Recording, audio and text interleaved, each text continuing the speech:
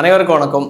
அதாவது சில சலுகைகளை சமீப காலகட்டத்தில் ஒரு 6 முக்கியமான சலுகைகளை தூய்மை பணியாளர்களுக்கு அரசாங்கம் அறிவிச்சிருந்தாங்க. அதாவது தமிழக அரசாங்கம். சிம்பிளா சொல்லணும்னா டைரக்டா நம்ம விஷயத்துக்குள்ள போயிடலாம். உருட்டல் பரட்டல்லாம் வேணாம். அதாவது என்னன்னா, மதுரை மாநகராட்சிக்கு கீழே அவர்லேண்ட் பிரைவேட் லிமிடெட்னு சொல்லிட்டு ஒரு கம்பெனி தான் டெண்டர் எடுத்திருக்காங்க. சேம் லைக் ராம்கி எப்படி சென்னையில் தூய்மை பணியாளர்களை டெண்டர் எடுத்திருக்காங்களோ அதே மாதிரி டெண்டர் எடுத்து நடைமுறைப்படுத்திட்டு இருக்கிற ஒரு நிறுவனம் தான் அவர்லேண்ட் பிரைவேட் லிமிடெட்னு அழைக்கப்பட்ட ஒரு நிறுவனம். இன்னைக்கு தான் அது அந்த மக்கள் போராட்டத்தை அறிவிச்சிருக்காங்க. சேம் எங்களையும் இந்த நிறுவனத்திலிருந்து அரசுக்கு கீழே கொண்டு வரணுங்கிறது ஒரு கோரிக்கையை முன் வச்சு. அதாவது என்னன்னா, இந்த அவர்லேண்ட் பிரைவேட் லிமிடெடுங்கிறது சேம் ராம்கி எப்படி கான்ட்ராக்ட் எடுத்திருக்காங்களோ இவங்க இதுக்கு முன்னாடியே கான்ட்ராக்ட் எடுத்துட்டாங்க. இந்த 6 சலுகைகள் என்னன்னா, ஆல்ரெடி 5 லட்ச ரூபாய்க்கான இன்சூரன்ஸ் இந்த மக்களுக்கு இருக்கு. 5+5 10 லட்ச ரூபாய்க்கான இன்சூரன்ஸ். வேலையில இருந்து துரதிருஷ்டவசமா இவங்க ஒரு வேலை இறந்துட்டாங்கன்னு வைங்களேன், அவங்களுக்கு ஒரு 10 லட்ச ரூபாய் இழப்பீடு. அதை தாண்டி தொழில் தொடங்கணும் அப்படின்னா 3 லட்ச ரூபாய் கடன் வசதியோட ஒரு மானியத்தோட ஒரு ஸ்கீம். என்னென்னமோ கிட்டத்தட்ட ஒரு 6 ஸ்கீமை சலுகைகள் இந்த மக்களுக்காக அறிவிச்சிருந்தாங்க ஸ்டாலின் அவர்கள். 12 நாட்களாக இந்த மக்கள் போராடினாங்க. அந்த 12 நாட்கள் போராடினதுக்கு அப்புறமா நைட்டோட நைட்டாக மக்கள் தூங்கிட்டு இருக்க டைமில், மீடியா ஆஃப் ஆகிருக்கிற டைமில், யாருமே கவர் பண்ணாத டைமில் காவல்துறை ஏவி விட்டு இந்த மக்களை அடக்குமுறை செஞ்சு ஒட்டுமொத்த க்ரௌடையும் 45 நிமிஷத்தில் கிளியர் பண்ணிட்டாங்க. நம்ம ஏன் திருப்பி இதை பேசிகிட்டு இருக்கோம்னா, எலெக்ஷனுக்கு இன்னொரு 6லேருந்து 8 மாத காலகட்டம் தான் இருக்குது. அந்த ஷார்ட் பீரியடில் இவங்க மக்களை எப்படியெல்லாம் ஏமாற்றணும்னு நினைக்கிற ஒரு விஷயத்தை தான் நம்ம போட்டு உடைக்கணும்னு நினைக்கிறோம். அதாவது என்னன்னா, சிம்பிளாக சொல்லலாம், நான் இப்போ டிசிஎஸ்ல வேலை பார்த்துட்டு இருக்கேன்னு வைங்களா, இல்லை ஏதோ ஒரு விப்ரோவோ ஏதோ ஒரு ப்ரைவேட் கம்பெனியில் நான் வேலை பார்த்துட்டு இருக்கேன்னு வைங்களா, அந்த ப்ரைவேட் கம்பெனிலேருந்து என்னை ஃபயர் பண்ணாலும் என்ன பண்ணாலும் எனக்கு ஒரு யூனியன் கிடையாது, எதுவுமே கிடையாது. அப்பேற்பட்ட சுச்சுவேஷனில் எனக்காக குரல் கொடுக்குறது யாரும் முடியாது. நான் இப்படி பேசி என்னை ஃபயர் பண்ணிட்டாங்கன்னு சொல்ல முடியாது, எதுவும் முடியாது. அப்படி இருக்கிற சுச்சுவேஷனில் எனக்கு அரசு தரப்புலேருந்து ஒரு சலுகையோ ஒரு இழப்பீடோ எதுவுமே வழங்கப்பட மாட்டாது. அது ஒரு ஜனநாயகம் கிடையாது. காரணம் என்னன்னா, நான் பிரைவேட்டுக்குள்ள வேலை பார்த்துட்டு இருக்கேன். அவங்க கான்ட்ராக்டில் நான் சைன் பண்ணி அவன் என்னைக்கு வேணாலும் என்னை ஃபயர் பண்ணலாம், அவனோட உரிமை. நான் நாளைக்கு இன்னொரு கம்பெனிக்கு வேலைக்கு போகிறதும் என்னோட உரிமை.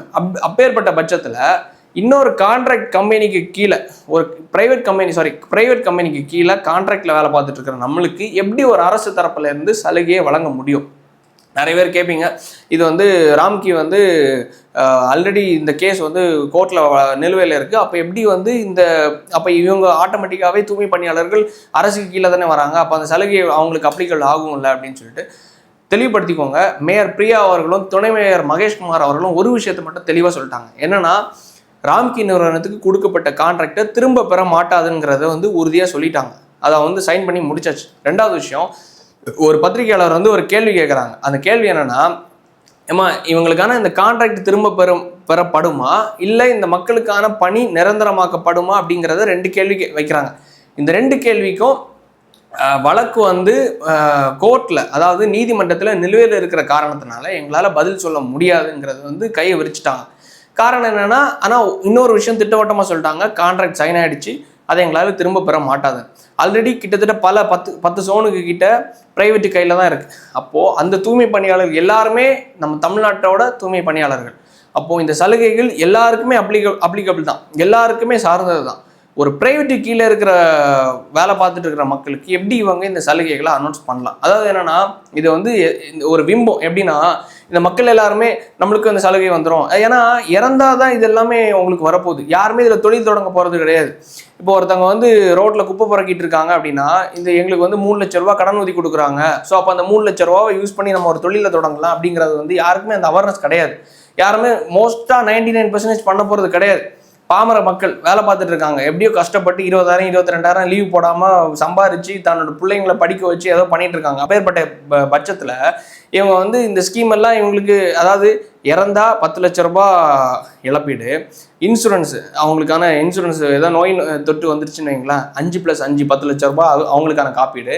அதாவது ஒரு விஷயத்த நல்லா புரிஞ்சுக்கோங்க, ஒருத்தருக்கு தண்ணி நினைச்சு கையில் ஊற்றிட்டாராம் ஒரு வயதானவர். அது ஆசிட் கை மொத்தம் வெந்துருச்சு. அவர் அன்ஃபிட்னு சொல்லிட்டு அந்த வேலையிலேருந்து அடுத்த நாளே தூக்கிட்டாங்க. ஜஸ்ட் உங்களுக்கு நீங்கள் இந்த வேலைக்கு தகுதியானவங்க இல்லை அப்படிங்கிறது. அப்போ எந்த இடத்துல இவங்களுக்கான இந்த காப்பீடுகள் வேலை செய்யுது, மக்கள் எந்த அளவு அவேர்னஸாக இருக்காங்கிறத புரிஞ்சுக்கோங்க, அதை தெளிவுபடுத்திக்கோங்க. அதாவது என்னன்னா, இந்த சலுகைகள் எல்லாமே இவங்களுக்கு என்னதான் அனௌன்ஸ் பண்ணாலும் இது நடைமுறைக்கு சாத்தியமானு கேட்டால் கிடையாது. ஓப்பனாக சொல்கிறேன். ஏன்னா பிரைவேட்டுக்கு கீழே வேலை பார்க்குற யாருக்குமே அரசால் சலுகைகளை அனௌன்ஸ் பண்ண முடியாது. ஏன்னா மக்களுக்கு அந்த அரசுக்கு கீழே வேலை பார்க்குறவங்களுக்கு பண்ணலாம், என்ன வேணாலும் பண்ணலாம். அவங்க கான்ட்ராக்டில் என்னன்னா இன்னொரு விஷயத்தையும் தெளிவுபடுத்திக்கிறேன். அதாவது என்னென்னா, இந்த ப்ரைவேட் கம்பெனி ராம்கி இருக்கான், இல்லை இந்த அவர்லேண்டுன்னு சொல்லிட்டு இந்த கம்பெனி இருக்கான், யார் மதுரையில் டெண்டர் எடுத்துருக்கேன், இது மாதிரி பல கம்பெனிஸ் இருக்காங்க. இந்த கம்பெனிகள் வந்து இந்த மக்களுக்கு தான் இந்த வேலைகளை திரும்பி கொடுக்க போகிறாங்களா, இல்லை சம்பளம் குறைக்கிறதுக்காக வெளி மாநிலத்திலிருந்து மக்களை தூய்மை பணியாளர்களுக்கு வேலை செய்கிறதுக்கு அமர்த்த போகிறாங்களாங்கிறதுல பல டவுட் இருக்குது. ஏன்னா இவங்க 24,000 22,000 சம்பளத்துக்கு வேலை பார்த்துட்டு இருக்காங்க, 12,000 13,000 சம்பளத்துக்கு அவன் குறைக்க போகிறான். அப்போது ஆட்டோமேட்டிக்காக யார் உள்ளே வந்துடுவா? வடநாட்டிலேருந்து ஆட்கள் உள்ளே வந்துடுவாங்க. அப்போ இந்த தூய்மை பணியாளர்கள் செய்கிற வேலை அவன் வருவானா, இல்லை இந்த நம்ம மக்கள் தமிழக மக்கள் வருவாங்களா? எனக்கு அதுலேயும் ஒரு கேள்விக்குறி இருக்குது. ஏன்னா யாரை வேணாலும் அப்பாயின்ட் பண்ணக்கூடிய ரைட்ஸு தனியாருக்கு இருக்குது, யாரை வேணாலும் ஃபயர் பண்ணுறதுக்கு வேலையிலேருந்து தூக்குறதுக்கான ரைட்ஸும் தனியாருக்கு இருக்குது. அரசில் ஆல்ரெடி அரசாங்கத்துக்கு கீழே இவங்க வந்து டெம்பரரியாக தான் வேலை பார்த்துட்டு இருக்காங்க. அப்படி இருக்கிற சுச்சுவேஷனில் எப்படி தனியார்கிட்ட இவங்க பெர்மனெண்ட்டாக வேலை பார்ப்பாங்க, இல்லை அந்த சலுகைகள் இவங்களுக்கு வந்து சேருங்கிற வந்து மிகப்பெரிய ஒரு கேள்விக்குறியாக இருக்குது. இது மக்களை ஏமாற்றக்கூடிய ஒரு தந்திரம் தான், தாரக தந்திரம் தான். ஏன்னா மக்களுக்கு தெரியாது இது வந்து நம்மளுக்கு கிடைக்க போகுதா. ஏன்னா செத்தாதான் உனக்கு பாலுன்னு சொல்லும்போது சாகிறதுக்கு முன்னாடி வரைக்கும் இவங்களுக்கு தெரியாது இந்த சலுகைகள் நம்மளுக்கு வருதா, இந்த சலுகைகள் நம்ம பிரைவேட்டு கீழே இருக்குமா இல்லை அரசாங்கத்துக்கு கீழே இருக்குமான்னு அவர்னஸ் அந்த தெளிவு இல்லாமல் இருக்கிற பட்சத்தில் இந்த அளவுக்கு ஒரு லாஸ்ட் ஒரு 6 மாத காலகட்டத்தில் ஓரணியில் தமிழ்நாடு, நலங்காக்கும் ஸ்டாலின், உங்களோடும் ஸ்டாலின், தாய்மானவர் திட்டம் என பல திட்டங்கள். ஒரு அம்மா வந்து சேட்டை எடுத்து அவங்க ஸ்டாலின் போட்டோக்கு மேலே அடிக்கிறாங்க, எனக்கு ரேஷன் பொருட்கள் ஒழுங்காக கிடைக்கல. அந்த அம்மாவை தனிப்பட வச்சு தேடின இந்த அரசாங்கம் தான் இந்த தமிழக அரசாங்கம். இப்போ வந்து லாஸ்ட் ஒரு 6 மாத காலகட்டத்தில் நாங்கள் உங்கள் வீட்டில் வந்து ரேஷன் பொருட்களை தரோம், நீங்கள் ஓடிபி கொடுங்க, உங்களை வந்து நாங்கள் ஸ்டாலின் கீழே வரோம், நலங்காக்கும் ஸ்டாலின், காப்பீடு ஸ்டாலின் என பல இந்த மாதிரி திட்டங்களை அனௌன்ஸ் பண்ணி ஒரு மாயான பிம்பத்தை கிரியேட் பண்ணிட்டு இருக்காங்க. தயவு செஞ்சு இந்த 6 மாதம் 7 மாதம் காலகட்டத்தில் இவங்க கிரியேட் பண்ணுற இந்த போலியான விளம்பரங்களை நம்பி ஏமாந்துடாதீங்க. பல துறைகளை தனியாரை கொடுத்துட்டாங்க கான்ட்ராக்ட் அடிப்படையில். அப்பேற்பட்ட பட்சத்தில் ஏமாந்து மறுபடியும் இந்த ஸ்டாலின் அவர்களுடைய இந்த போலியான அரசாங்கத்துக்கு வாய்ப்பு அளிக்க கூடாதுன்னு விரும்புகிறேன். மாட்டிங்கன்னு நம்புகிறேன். நன்றி, வணக்கம்.